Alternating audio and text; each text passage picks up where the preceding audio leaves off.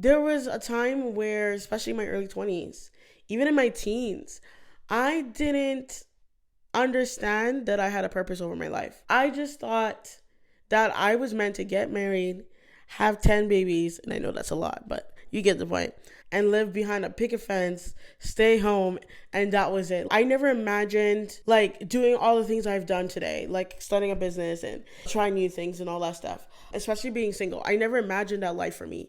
I didn't think that was possible. So I spent many years just waiting, like most women did, where they'll just wait. They'll be obsessive over dating apps. They would be so lonely, frustrated. Like I spent many days like that. Sometimes I would even cry in the bus because I had no friends, because I was just depending on finding someone and that was it. And yes, I went on dates, but I wasn't happy. I was miserable. And it came to a point one day where I was like, I could either stay unhappy and continue to wait and stay miserable until I find someone. And we know that's not guaranteed, right? We don't know if we're going to find someone. Or I could choose to change things up and be happy and learn to be comfortable in my singleness and do things differently. I chose the latter. I decided to stop waiting and start living. And everything changed for me.